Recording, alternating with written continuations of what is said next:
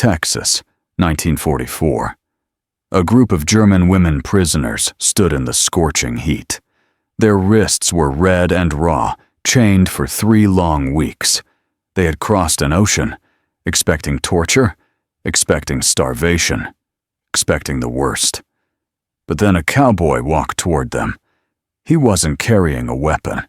He was carrying bolt cutters. And he looked at their chains, looked at their frightened faces. Then he said something that made every woman freeze in shock. 5 simple words. Words that would haunt them for the rest of their lives. You won't need these here. The chains hit the ground. The women couldn't move, couldn't speak, couldn't believe what just happened. What came next? You won't believe it.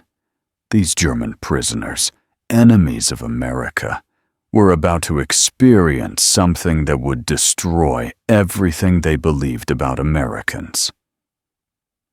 Something that would change their lives forever. This wasn't propaganda. This was real. And this story has been hidden for decades. Stay with me until the end. This is one of the most incredible untold stories from World War II. If you love stories like this, hit that subscribe button right now and tap the bell icon so you never miss another hidden piece of history. Drop a like if you want more stories that schools never taught you.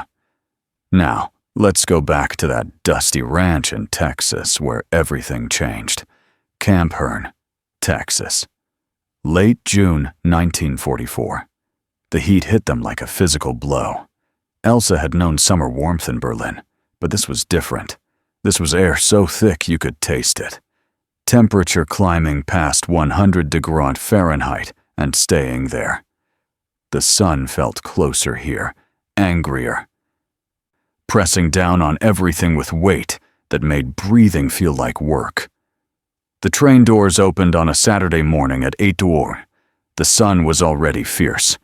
Camp Hearn spread before them.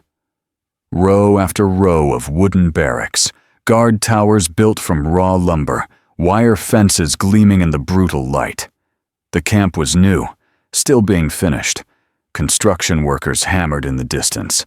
Dust hung in the still air. Nearly 4,000 prisoners were held here. Most were men. Afrika Korps soldiers captured in North Africa, tanned and tired and far from home. But one section had been set aside for approximately 100 German women gathered from various captures across Europe and brought here for what the Americans called administrative efficiency. Elsa and the other women were unloaded from the train. Still chained 444, they shuffled into the processing building.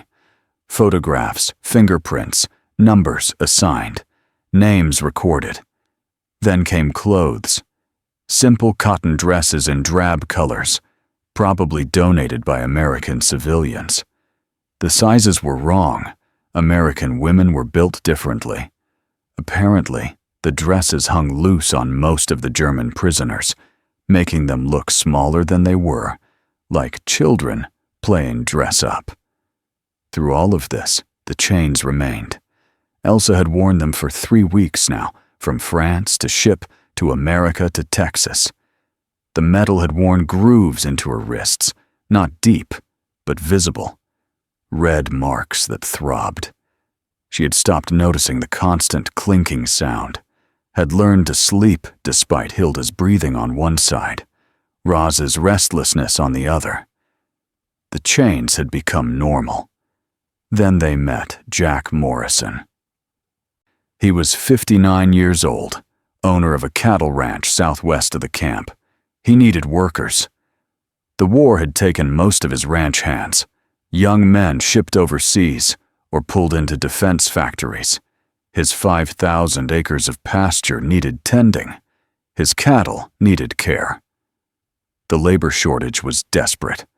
Morrison stood in the camp's main administrative building wearing rancher clothes, denim jeans, worn leather boots, a shirt with pearl snap buttons, a hat faded by years of Texas sun. His face was weathered like old wood. His hands were calloused and strong. He looked at the 12 chained women with an expression Elsa couldn't read. Beside him stood Wilhelm Fischer, a German-American from Fredericksburg who would serve as interpreter.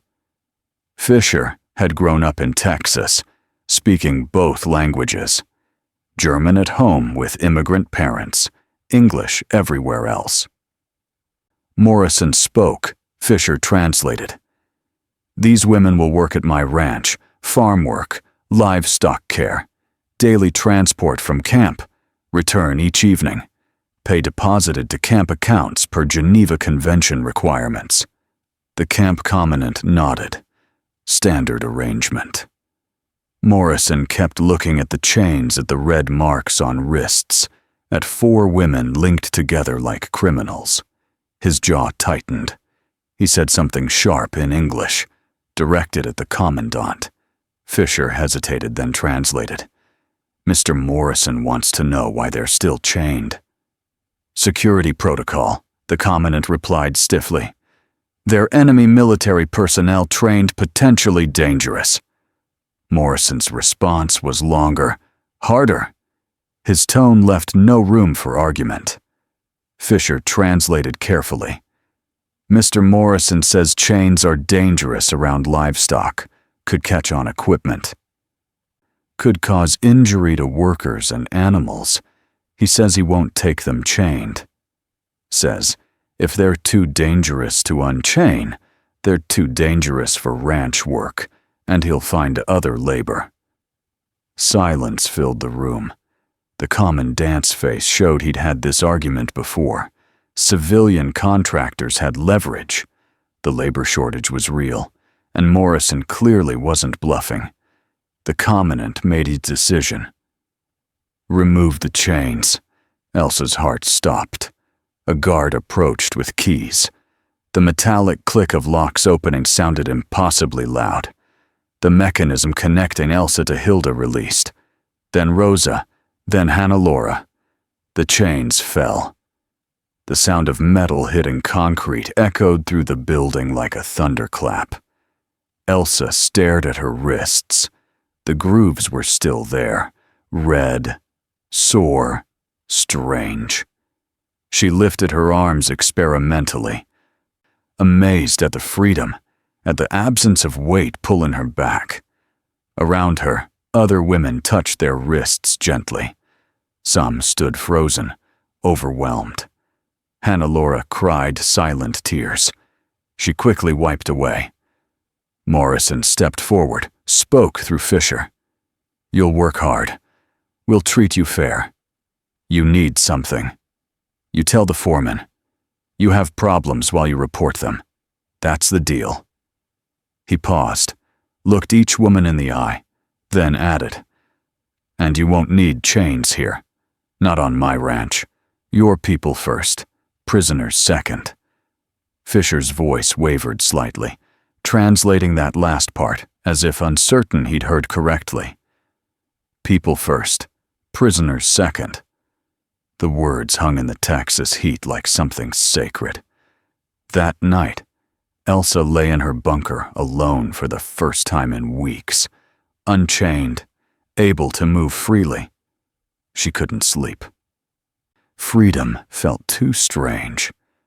Monday morning arrived hot and bright. 12. German women climbed into the back of a military truck at dawn. No chains, just 2 guards with rifles, who looked bored rather than alert. The truck rumbled southwest through flat Texas landscape. Endless sky, scattered cattle, barbed wire fences running to horizons. 12 miles later, they arrived at Morrison Ranch. The ranch was vast, 5,000 acres of rolling pasture land.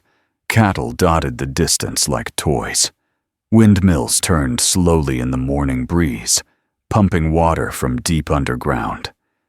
The main house was white, clapboarded with a wide porch surrounded by ancient oak trees that provided the only shade for miles. barns and corral clustered nearby painted red, the wood silvered by decades of sun. Morrison met them in the yard. Beside him stood Tom Rawlings, his foreman. A lean man in his 50s who'd worked this ranch for 30 years. Several ranch hands stood nearby, all older men or teenage boys. The prime-age workers had gone to war or taken higher-paying factory jobs, leaving ranches desperately short of help. Through Fisher, Morrison explained the work. Some women would tend the large vegetable garden that fed the ranch household and supplied produce for town markets. Others would handle livestock, feeding, watering, general maintenance. Still others would repair fences, a never-ending task on a ranch this size, where cattle and weather constantly tested the wire. Elsa was assigned to livestock work, along with 5 other women, including Hilda and Rosa. Hannah Laura, because of her pregnancy, received lighter duty in the garden. They were given work gloves, heavy leather, worn but functional. Too large for women's hands but serviceable. Morrison demonstrated how to use a pitchfork to toss hay into feeding troughs, how to pump water into metal tanks, how to move around cattle safely without startling them. Then they began. The work was brutal. Radio operation required mental focus, but not muscle. This was different. Lifting hay bales, hauling water buckets, walking miles across open pasture, checking fence lines. By mid-morning, Elsa's back ached. By noon, her hands were blistered despite the gloves. But she wasn't chained. That awareness returned constantly, surprising her each time. Every movement, reaching for hay, stretching to fill a water tank, walking freely across open ground, reminded her of freedom she'd stopped expecting. At noon, Morrison's wife appeared. Sarah Morrison was a practical woman in her 50s, kind in a non-nonsense way. She brought lunch on wooden trays, sandwiches made with thick bread, and actual meat, fresh fruit, and a large pitcher of lemonade beaded with condensation. The women ate in the shade of a massive live oak. The guard sat nearby but didn't hover. Mrs. Morrison served the food with small gestures that conveyed respect. She placed plates in hands rather than dropping them on the ground. She made sure everyone had enough. When the first pitcher of lemonade emptied, she brought more without being asked. The lemonade was a revelation. Cold, sweet, tart, shocking after weeks of tepid water and bitter coffee. Elsa drank slowly, trying to make it last, trying to memorize this taste. It felt like kindness made liquid, like proof that the world still contained sweetness, even for prisoners. Rosa spoke quietly in German. "This is strange." "What is?" Hilda asked. "All of it. The work, the food, the way they treat us." "Like people," Hilda said softly. "Like we're just workers," Rosa added. "Not enemies." Elsa wiped sweat from her forehead. "Maybe here we are. Maybe the war is somewhere else. Maybe on this ranch, we're just people who need work, and they're just people who need workers." The others were quiet, considering if nationality and war could be temporarily suspended, if enemy status was contextual rather than absolute, then everything they'd been taught was more complicated than they'd believed. The afternoon brought different challenges. Tom Rawlings showed them how to repair a section of fence damaged by cattle, how to stretch wire tight, how to hammer staples into wooden posts without splitting the wood. Tom spoke little, but his instructions were clear. He didn't care that they were German, didn't care about politics or ideology. He cared whether they worked honestly and learned quickly. By those measures, he seemed satisfied. As the sun lowered toward the horizon, painting the sky orange and pink, the women loaded back into the truck for the return to Camp Hearn, exhausted, sore, hands blistered, and backs aching. But something had shifted. They had worked an honest day, had been treated fairly, had drunk cold lemonade under Texas sky, and been called by their names instead of their numbers. The chains were gone, and the world hadn't ended. 3 weeks into the work, Morrison had a problem. A cow had died giving birth. The calf survived barely. It was weak, struggling, all legs, and huge dark eyes. Without its mother, it would die within days, unless someone bottle-fed it every few hours. Morrison walked into the barn where Elsa was stacking hay bales. He said something to Fisher, who translated, "Mr. Morrison needs help with an orphan calf. It needs bottle feeding to survive. He's asking for a volunteer." Elsa's hand went up before she'd consciously decided. Morrison nodded, gestured for her to follow. The calf lay in fresh straw, too weak to stand. Morrison showed her how to mix the formula. Powdered milk, warm water, precise measurements, how to fill the oversized bottle, how to hold it at the correct angle, how to be patient while the calf learned to suck. "They're stubborn at first," Morrison said through Fisher. "But once they learn, they'll remember you. You'll be its mother now." Elsa knelt in the straw. The calf smelled like hay and warmth and something indefinably alive. She touched its neck gently, then guided the bottle toward its mouth. The calf resisted at first, turning its head, confused by this strange rubber nipple that wasn't its mother. Elsa persisted, patient, murmuring soft German words. She didn't even realize she was speaking. Then the calf latched on. It drank desperately, milk disappearing from the bottle, its tail twitching with satisfaction, its entire body relaxed as it fed, trusting this stranger completely. Something cracked open in Elsa's chest. Not broke, opened. She had never been maternal, never particularly liked children or animals, had never imagined herself as a caretaker for anything beyond radio equipment. But this calf needed her. Its survival depended on her patience, her attention, her willingness to return every few hours with a bottle. And the calf didn't care that she was German, didn't care about war or uniforms or enemy status. It just knew she brought food and warmth and safety. When the bottle emptied, the calf looked at her with eyes that held only gratitude. Morrison watched from the barn entrance. "That calf won't forget you. You're its person now." Elsa nodded, not trusting her voice. She fed the calf 4 times a day for 2 weeks, watched it grow stronger, watched it stand on wobbly legs, then run clumsily around the corral. Each feeding session felt like proof that she could create life instead of supporting systems designed for death. Then Morrison taught her to ride. It happened unexpectedly. He needed to move cattle between pastures, but his regular hands were occupied elsewhere.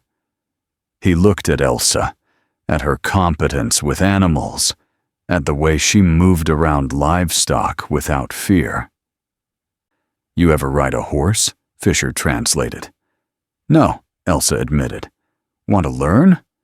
She did desperately. Morrison started her on an old mare named Patience, aptly named, calm and forgiving of beginner mistakes. He showed her how to mount, how to sit balanced in the saddle, how to hold the rez loosely, how to communicate through subtle shifts of weight. The first ride was terrifying and thrilling equally. The height, the movement, the power of a living creature beneath her that could choose to cooperate or rebel. But Patience was patient, and Elsa was determined. By the third lesson, she could walk the horse confidently. By the fifth, she could trot without panic. By the 10th, Morrison trusted her enough to help move small groups of cattle between pastures. Real work that freed his experienced hands for harder tasks. The transformation was remarkable. Elsa Richter, radio operator from Berlin, was becoming a cowgirl in Texas. She learned the ranch's geography, every pasture, every water source, every gate and fence line. Learned which cattle were calm and which were difficult. Learned to read weather in cloud formations and wind direction. Learned to judge time by sun position instead of clocks. Her body changed too. Muscles developed in her arms, shoulders, and legs. Her hands grew calloused, no longer soft from office work. Her skin darkened from constant sun. She became stronger than she'd ever been. Tom Rawlings noticed. One afternoon, working together to repair a windmill, he said in his slow drawl, "You got a natural feel for this work. Most city folks never develop it. Berlin is very different from here," Elsa replied in careful English. Tom nodded. War's a strange thing. Takes people from where they belong and drops them somewhere unexpected. Sometimes they find they belong in the new place better than the old. Elsa had no answer, but she thought about his words that night in her bunk. She thought about the calf that knew her voice, the horse that responded to her commands, the fence she'd repaired that would stand for years, the work that left her exhausted but satisfied in ways radio operation never had. She was still a prisoner, but she was also someone's person, someone capable, someone who mattered. The chains were gone from her wrists. She was beginning to feel them lift from her mind, too. September 1944. The work continued through summer heat into autumn. 20 old German women now worked at Morrison Ranch regularly. The program had expanded as word spread of the labor quality. The cattle were fed, the fences stood strong, the vegetable garden produced bushels of tomatoes, beans, and squash. Elsa had become indispensable.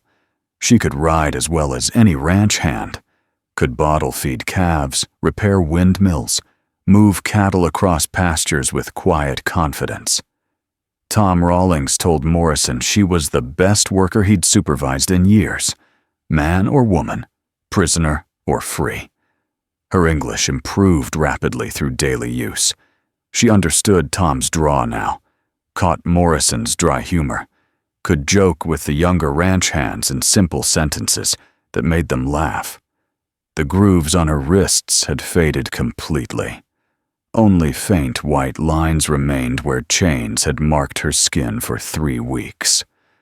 Then the news came. Germany was losing badly. The Allies were advancing from all sides. The war would end soon, maybe months, maybe a year. Prisoners would eventually be repatriated, sent home to whatever remained of their country. Morrison gathered all 20 German women in the barn on a Saturday afternoon in late September. The air smelled of hay and leather and the lingering warmth of the day. Golden light slanted through gaps in the wood. Fisher stood ready to translate. Morrison removed his hat, held it in weathered hands, looked at each woman in turn. Then he spoke. "You folks have worked here for months now. Good, honest work. Some of you," he nodded at Elsa, "have become genuinely skilled at ranch tasks most city people never learn." Fisher translated carefully. Morrison continued. "When you first arrived, chained, looking scared and worn down. I wasn't sure this would work. Wasn't sure prisoners could be trusted without constant watching. Wasn't sure Germans would take direction from Americans. Wasn't sure about a lot of things. He paused, choosing his words. But you proved something important. You proved that people are people regardless of which side of a war they're on. You proved that given decent treatment and real work, most folks respond with decent effort. You proved that chains and fear aren't necessary, just respect and fair dealing. The women listened in silence. Some understood English well enough now to catch his meaning before Fisher translated. Others waited for the German words. Morrison wasn't finished. The war will end. You'll go home to Germany. What you'll find there, I don't know. Probably hardship, probably destruction, probably years of rebuilding. His voice softened. But I want you to remember something. You're not prisoners first. You're not Germans first. You're people first. People with skills and worth and dignity that exists no matter what nations do. No matter who wins wars. No matter what. He looked directly at Elsa. You became a cowgirl in Texas. That wasn't in any plan you made for your life. But you did it. Became excellent at it. That's who you are. Someone capable of learning hard things, adapting to impossible situations, doing difficult work with skill and grace. Fisher's voice wavered slightly, translating those last words. The compliment was so unexpected, so genuine, that several women's eyes filled with tears. Morrison concluded, "When you go home, don't let anyone reduce you to just a nationality, or just an enemy, or just whatever category they want. You're more than categories. You're individuals. Remember that." Silence filled the barn. Dust motes drifted in golden light. A horse stamped in a nearby stall. Somewhere outside, cattle loaded softly. Morrison gave each woman a parting gift. Work gloves, leather worn but functional, and a handwritten note expressing gratitude for their labor. Elsa's note included an extra line in Morrison's careful handwriting. "You're welcome back if you ever want to visit. A cowgirl on always has a place on this ranch." She folded the note carefully, placed it in her pocket next to a photograph of her parents taken before the war. That evening, back at Camp Hearn, Hilda asked quietly, "What do you think he meant?" People first. Elsa was silent for a long moment. Then he meant the chains were never necessary. He meant we were always people. Even when others saw us as threats, he meant who we are matters more than what side we fought on. "Do you believe that?" Rosa asked. "I do now," Elsa said. "I didn't when we arrived, but I do now." Around them, other women nodded slowly. Morrison had removed their chains on the first day, but today he told them why. May 8th, 1945, Germany surrendered. The news reached Camp Hearn through official channels, a common dance announcement. Formal notification that the war in Europe had ended. The reaction among prisoners was mixed.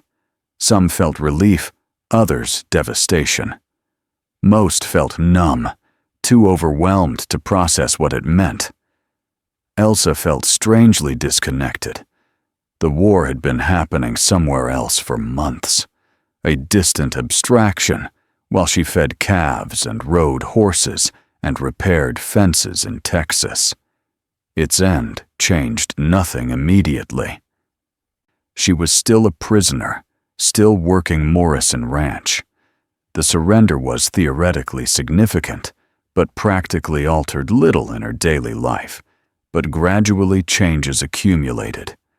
Talk of repatriation began, processing schedules, transportation arrangements, the massive bureaucratic effort to return millions of displaced persons and prisoners to homelands transformed by defeat and occupation.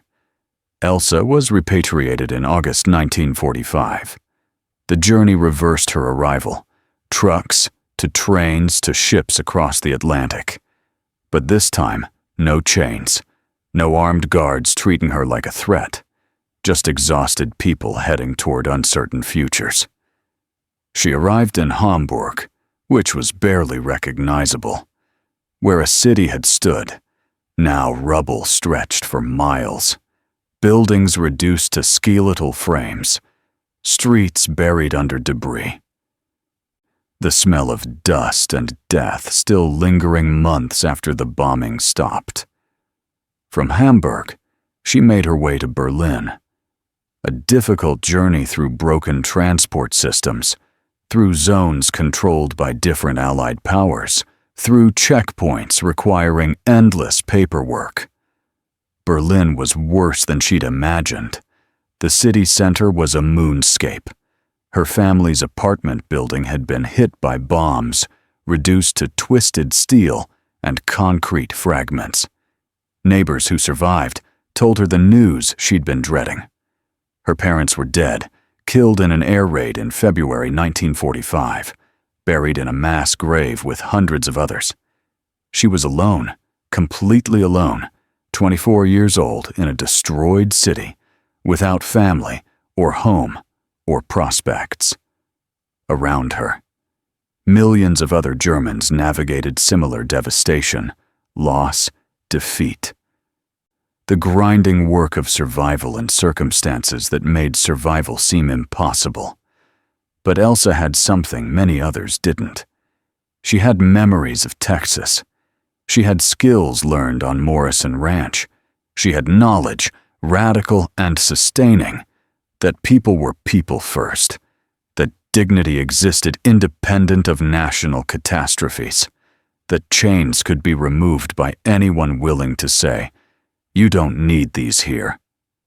She found work in reconstruction, physical labor, like the ranch, hauling rubble, clearing streets, the endless work of transforming ruins back into a functioning city. The work was brutal, but Elsa was strong now. Her hands were calloused, her back was resilient. She could work full days without breaking. She also found Hilda again purely by chance in a bread line in the American sector. They recognized each other instantly, embraced with unexpected emotion. They talked for hours, shared stories of return, of what they'd found and lost. "Do you think about Texas?" Hilda asked. "Every day," Elsa admitted. "Me too," Hilda said quietly. "About Morrison? About the moment the chains came off, about being treated like people instead of enemies." In 1965, 20 years after the war ended, Elsa received a letter from Texas. Jack Morrison, now 79, writing to say he'd often wondered what became of the German women who'd worked his ranch, hoped they'd survived, hoped they'd found peace. Elsa wrote back immediately, described her life in Berlin, her work, her survival, and rebuilding. Thanked him for treatment that had been humane when humanity seemed absent, for removing chains when protocol said they were necessary, for insisting she was a person first. Morrison's reply was brief but powerful. That wasn't generosity, that was just decency. You worked hard, deserved respect. The chains were always wrong, wrong practically, wrong morally. I'm glad it meant something, glad you survived. It exchanged letters sporadically over the years, short updates, occasional news, a connection maintained across oceans and decades. Morrison died in 1972. His daughter sent Elsa a copy of his obituary along with a note. Dad spoke often of the German women who worked the ranch during the war, said you taught him something important about human nature. Thank you. Elsa kept the letter, kept the worn work gloves Morrison had given her in 1945, kept the memory of chains falling away, of a rancher saying, "You won't need these here." She lived until 1998, dying at 77 in a Berlin transformed from ruins to prosperity. She had witnessed Germany's division, and reunification had contributed to its rebuilding, had survived when survival seemed impossible. In her possessions, her nieces found the gloves, Morrison's letters, and one photograph she'd never mentioned. Herself on horseback in Texas, squinting at the camera in bright sun, wearing work clothes and a slight smile. On the back, in Morrison's handwriting, Elsa Richter, cowgirl, June 1945. Proof that people are people first, everything else second. This is what happened when German women arrived in Texas in chains. Cowboys removed them.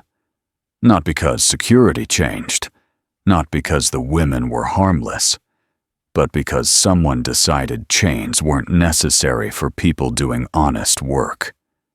That decision didn't change the war. Didn't alter history's grand sweep, but it changed Elsa, changed Hilda, and Rosa, and Hannelore, and the others who worked Morrison Ranch. It taught them that humanity persisted even in war, that individuals could transcend national categories, that chains were removable by anyone willing to offer dignity instead of fear. The war ended, the prisoners returned, Germany rebuilt, but the memory remained of chains falling away, of a Texas rancher saying, "Your people first," of proof that even enemies could be treated with decency. In the end, America's greatest weapon wasn't its bombs or its armies. It was this, the radical act of removing chains and trusting people to be people. 4 words that changed lives. 4 words that proved humanity was stronger than war. You won't need these. Texas, 1944. A group of German women prisoners stood in the scorching heat. Their wrists were red and raw, chained for 3 long weeks. They had crossed an ocean expecting torture, expecting starvation, expecting the worst. But then a cowboy walked toward them. He wasn't carrying a weapon.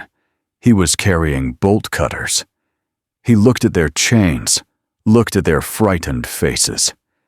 Then he said something that made every woman freeze in shock. 5 simple words, words that would haunt them for the rest of their lives. "You won't need these here." The chains hit the ground. The women couldn't move, couldn't speak, couldn't believe what just happened. What came next?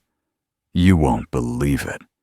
These German prisoners, enemies of America, were about to experience something that would destroy everything they believed about Americans. Something that would change their lives forever. This wasn't propaganda. This was real. And this story has been hidden for decades. Stay with me until the end. This is one of the most incredible untold stories from World War II. If you love stories like this, hit that subscribe button right now and tap the bell icon so you never miss another hidden piece of history. Drop a like if you want more stories that schools never taught you. Now, let's go back to that dusty ranch in Texas where everything changed.